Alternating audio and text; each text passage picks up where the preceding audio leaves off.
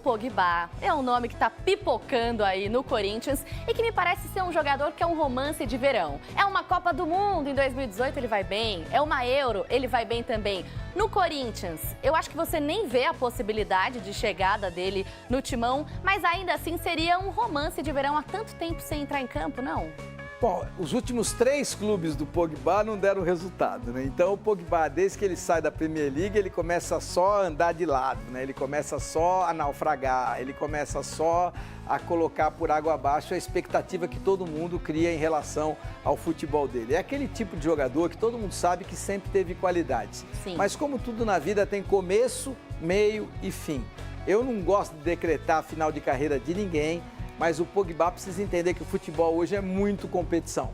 Então, quando você tem a competição que tem que ser elevada à última potência, se você não entender que precisa ter entrega física, que precisa ter comprometimento de marcação, na maioria absoluta dos casos, a não ser que você faça um sistema para, de repente, deixar o Messi sozinho, que é o que fez a Argentina. O Messi não precisa marcar ninguém, tá tudo bem, mas você tem que ter um modelo de jogo para dar ao Messi essa possibilidade. E com detalhe, o cara precisa ser o Messi. Então você tem um modelo de jogo, eu sou maluco, né? Acho que de sexta para sábado, eu acordei de madrugada e aí coloquei no FIFA TV, isso é muito interessante. Coloco no FIFA TV e aí vai começar o jogo Brasil e Itália, Copa do Mundo de 1982, partida disputada lá em Barcelona, nos arredores de Barcelona.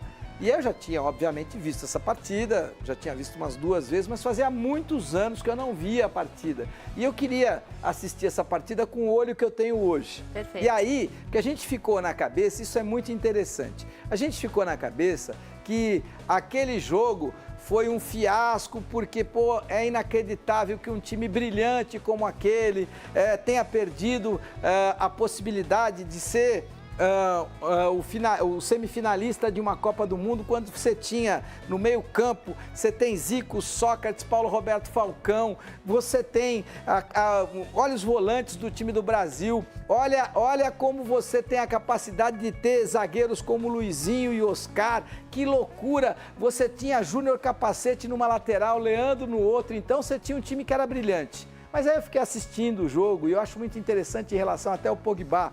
Por quê? Porque a gente está falando de talento, mas a gente tem que ver que naquele jogo, isso eu falo assim com muita calma agora, o Brasil não foi melhor do que a Itália, não teve injustiça naquele jogo.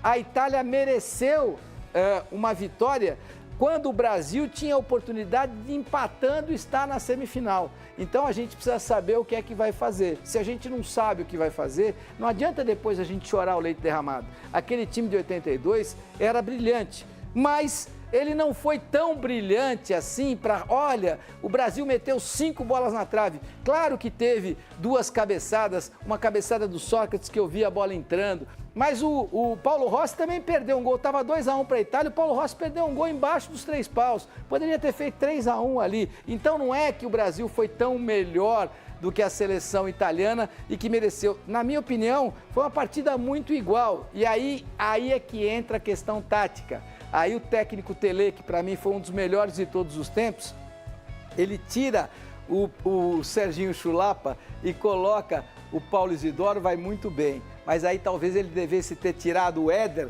da ponta esquerda e colocado um outro meia e feito um 4-5-1, sabe? Você joga com 4 aqui atrás, 5 no meio campo e só o Zico solto. Aí o Zico não precisa marcar ninguém. E aí a gente talvez tivesse segurado um 3-3 ou um 2-2, que seria o nosso resultado para que a gente estivesse numa semifinal de Copa. Tudo isso para te dizer o seguinte, futebol é muito competição. Pogba não compete, no meu time não joga. É isso aí.